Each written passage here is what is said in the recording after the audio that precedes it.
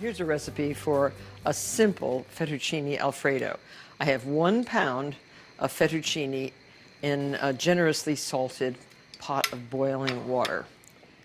We have a half a pound of Parmesan cheese grated and a half a pound of good quality unsalted butter. This goes right into the bowl of your electric mixer. Just mix that up with the half a pound of Parmesan cheese. As the story goes, Fettuccine Alfredo was invented by a restaurateur in the early 1900s, and it was a simple pasta. It became very famous a little later on when Douglas Fairbanks and Mary Pickford visited Alfredo's restaurant on their Italian honeymoon. After eating his concoction, the couple brought Alfredo a golden fork and spoon in honor of his pasta. You won't believe how simple this pasta is to make, and I don't know if it deserves a golden fork and spoon, but it certainly enjoys your attention. So just mix the Parmesan and the butter, and you can add a little bit of black pepper if you like. So that's that part of the recipe. Rather simple, don't you think? No cream, no milk, no eggs. This is a 3-ingredient plus a little salt and pepper recipe. And the pasta is boiling. Just get this scraped off the beater. If you want pasta tonight, this is a really, really good and simple recipe. So here's your softened butter and cheese. Waiting now for the pasta to cook. This beautiful fettuccine, dried fettuccine, has a good, what they call tooth, has a nice texture, and that takes about 10 minutes. Have your colander set up in your sink for draining, and before you drain, save at least 1 cup of the pasta water. So I think the pasta is done. It actually took a little bit more than 12 minutes to cook. Now, I've saved the water. I'll drain the rest. Be careful of your feet. Don't splash.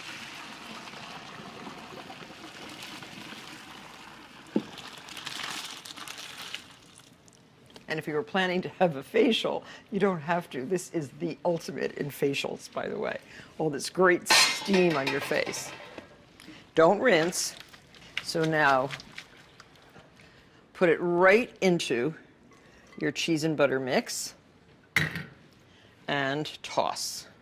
All of that cheese and butter will melt right into this beautiful pasta.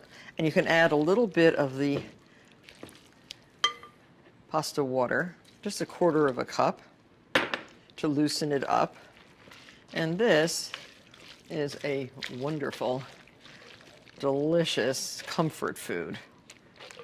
I think this is exactly what we're looking for. Fettuccine Alfredo.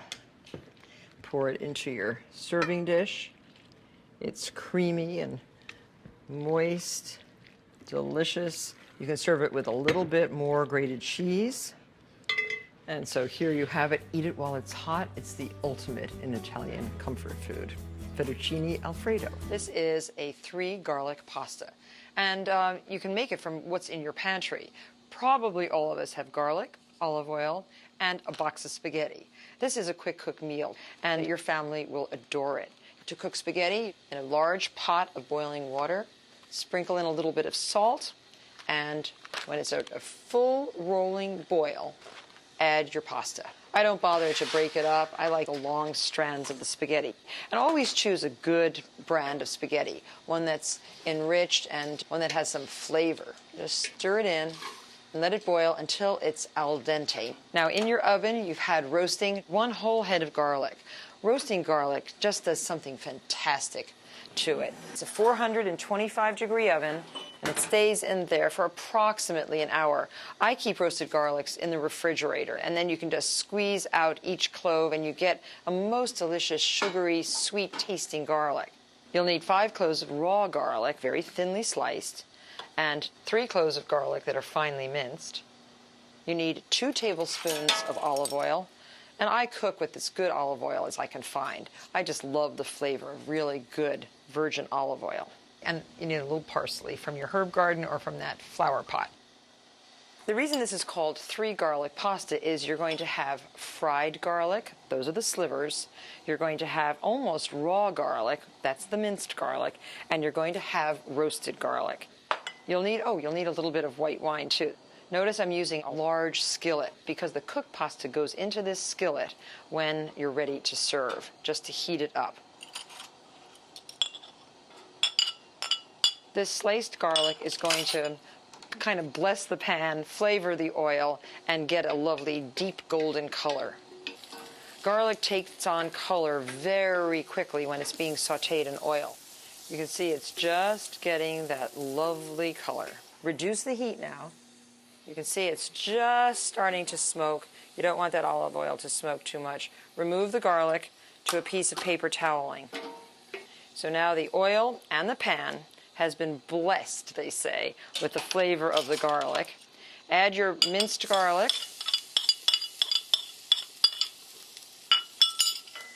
Your roasted garlic has a very different flavor. And 3/4 of a cup of dried white wine. I'm just going to add the cooked spaghetti to the pan. We're going to toss this with our garlic and the white wine.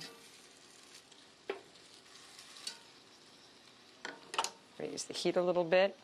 Add your parsley. That's 1 cup of Italian parsley, coarsely chopped. Already, look at the color that pasta is. So pretty. And 1 teaspoon of red pepper flakes, or to your liking. Some people would put a lot more than that in. Freshly ground black pepper, and a generous sprinkling of salt. Smelling so good. Sprinkle on your fried garlic, and as soon as it's hot, transfer it to your serving bowls. I like to serve this kind of supper in great big bowls with big forks and spoons. And a little sprinkling on top of good quality Parmesan that's grated.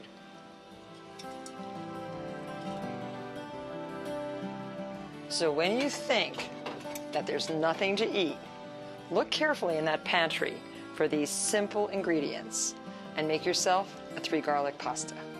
It's delicious.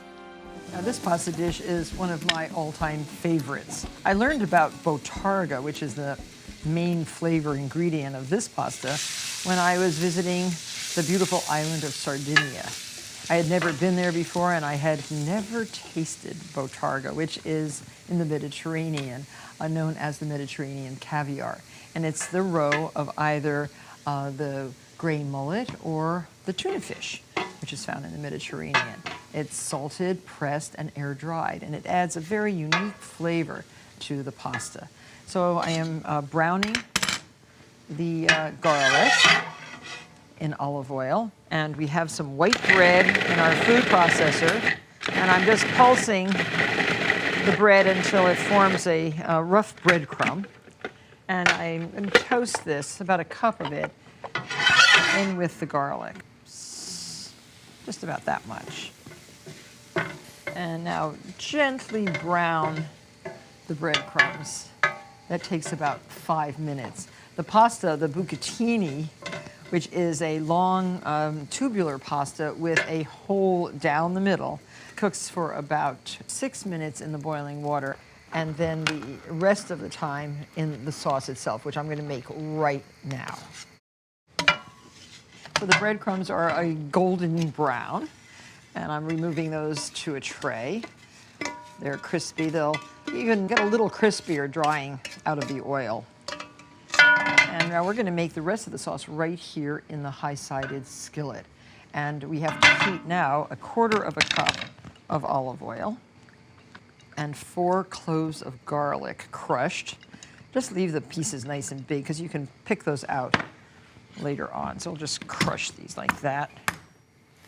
And they can go right into the Oh, the pasta has cooked now for 6 minutes. I'm going to drain that into a colander. Good facial, steamed facial. And just let that sit right here. Okay, so the garlic's in. We're going to add 1/4 cup of capers. Stand back because the capers, even though they've been drained of their liquid, do tend to pop open, and they turn into little flowers when they do pop open. It's a pretty sight. And 1/4 cup of golden raisins, slightly chopped. So already it's an unusual combination of ingredients. This would be something that you would find in Sardinia or even in the islands off the coast of Sicily. And we have preserved lemons. These you can buy or you can make, but we want just the peel cut into small dice. What these are really lemons that have been sitting in kosher salt for about 3 weeks. It is a North African, Moroccan kind of condiment and extremely flavorful. So add your preserved lemon and 4 cups of chicken stock. Bring that to a simmer. Already a different sauce, wouldn't you say? You need a tablespoon of lemon juice. That's basically about 1/2 of a lemon. And 6 tablespoons of unsalted butter. 1 stick of butter is 8 tablespoons, and 6 is 3/4 of a stick of butter. Makes cooking very much easier when you know the proportions. So let this cook together until the butter melts. And another exotic ingredient is this reddish Aleppo pepper.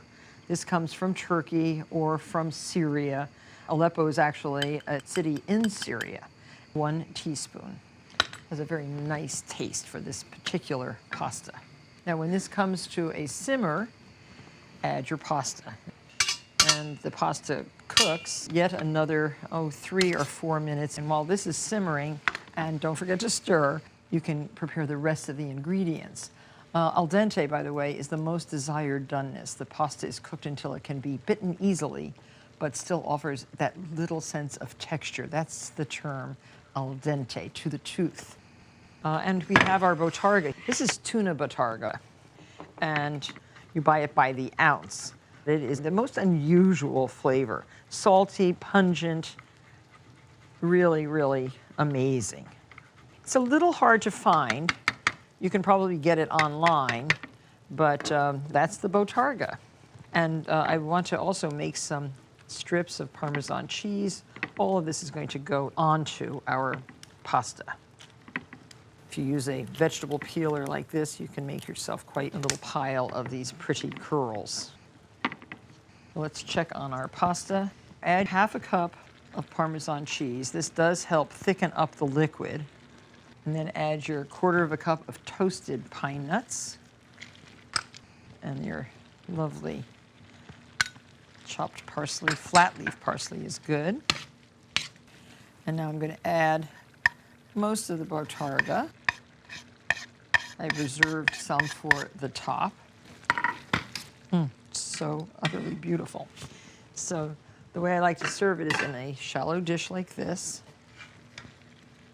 Take a big swirl of it. Try to get all of the ingredients. A sprinkling of the breadcrumbs.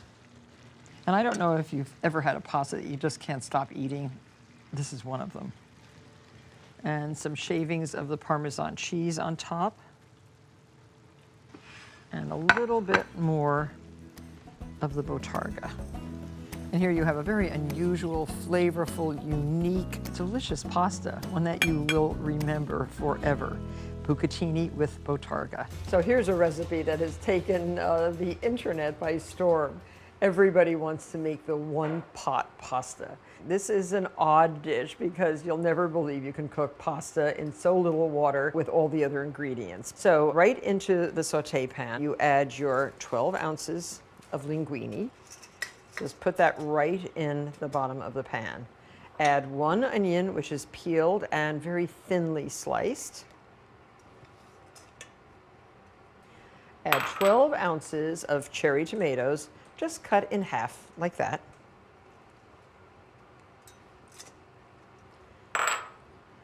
Can you imagine? This is it. 4 cloves of garlic, peeled and very thinly sliced lengthwise.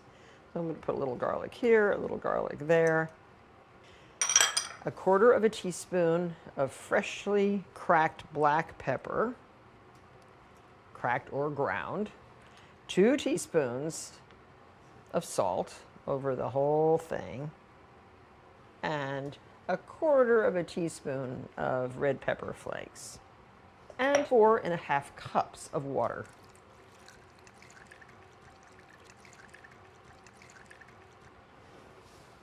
Two big sprigs of basil, just sort of stick them in there. Onto the stove. Bring to a boil. So now turn this on high heat.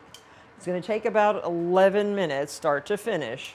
And you'll be stirring this constantly, but you'll see the pasta will soften, the tomatoes will start to cook, the basil will wilt, and you're going to have an amazing, delicious pasta.